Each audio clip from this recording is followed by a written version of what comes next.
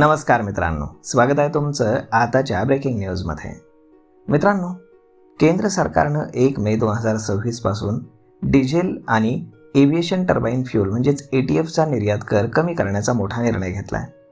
तर पेट्रोल आणि डिझेलवरील निर्यात करामध्ये कुठलाही बदल झालेला नाही। अमेरिका आणि इराणमध्ये सुरू असलेल्या युद्धाचा जागतिक तेल बाजारावरती मोठा परिणाम होत असून याचा तेल कंपन्या, शेअर बाजार आणि विशेषतः सामान्य नागरिकांवरती काय परिणाम होणार आहे तेच आजच्या व्हिडिओमध्ये आपण जाणून घेऊयात। दरम्यान केंद्र सरकारच्या निर्णयाप्रमाणे डिझेल आणि हवाई इंधनाच्या निर्यातीवरील विंडफॉल टॅक्स कमी करण्यात आलाय। यामुळे तेल कंपन्यांचा खर्च कमी होणार आहे।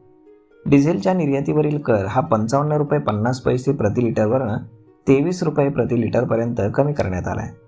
तसेच ATFवरील शुल्क 42 रुपये प्रति लिटरवरून 33 रुपये प्रति लिटर कमी करण्यात आले। तर पेट्रोलच्या निर्यातीवरील शुल्क अजूनही शून्यच आहे। याशिवाय पुढच्या पंधरवड्यासाठी डिझेलवरील रस्ते आणि पायाभूत सुविधांचा उपकर देखील माफ करण्यात आलाय।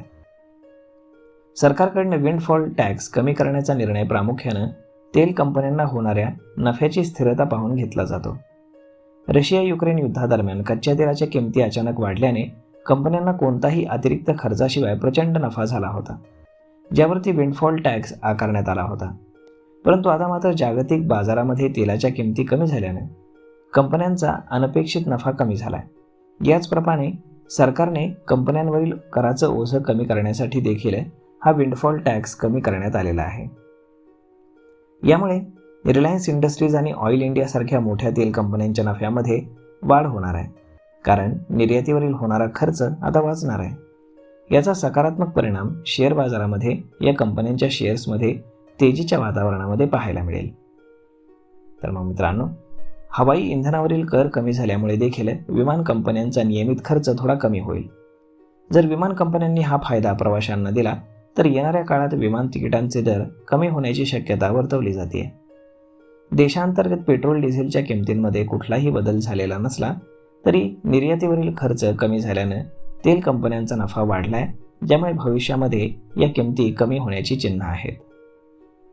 तर मग मित्रांनो, अशा पद्धतीने केंद्र सरकारने मोठा निर्णय घेतलेला आहे। डिझेल आणि हवाई इंधनावरील विंडफॉल टॅक्समध्ये कपात करण्यात आली आहे। तर मग मित्रांनो, हा व्हिडिओ, ही माहिती तुम्हाला कशी वाटली हे तुम्ही आम्हाला कमेंट करून नक्कीच सांगा।